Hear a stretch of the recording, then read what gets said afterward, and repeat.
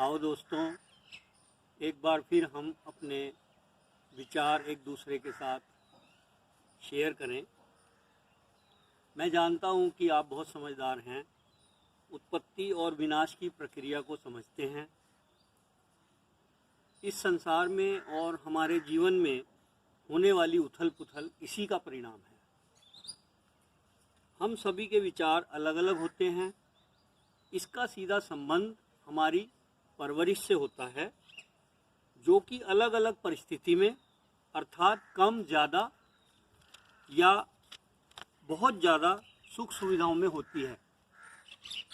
आशा करता हूँ कि आप अच्छी तरह समझ रहे होंगे कि मैं क्या कहना चाहता हूँ। देखिए, हम कम से अधिक, अधिक से और अधिक और अधिक से और अधिक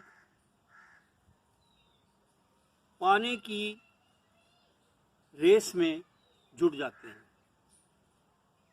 और जब वो प्राप्त नहीं होता जिसे हम पाना चाहते हैं, तो बस यहीं से ही समस्याओं का जन्म होता है, यानी उत्पत्ति होती है। और फिर हम इन्हें सुलझाने में लग जाते हैं। एक समस्या सुलझती है, दूसरी आ जाती है, दूसरी सुलझती है, तीसरी, चौथी, पांचवी, और फिर ये सिलसिला निरंतर ही चलता जाता है। यदि हम विचार शक्ति का उपयोग करें तो हम इसे रोक सकते हैं।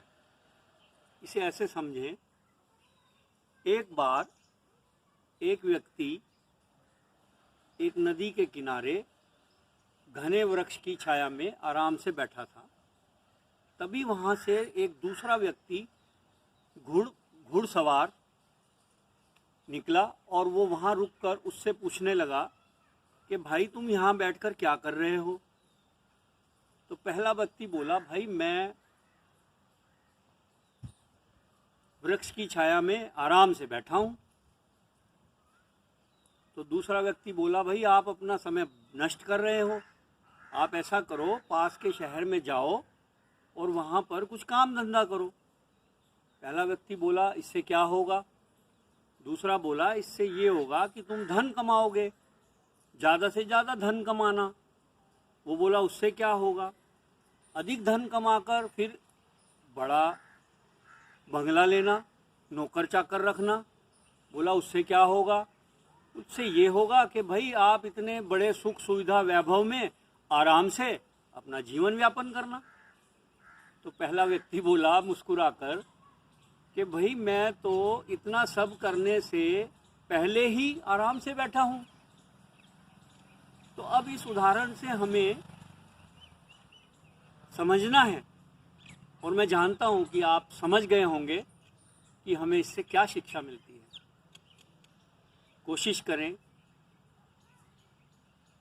हम भी आराम से बैठें।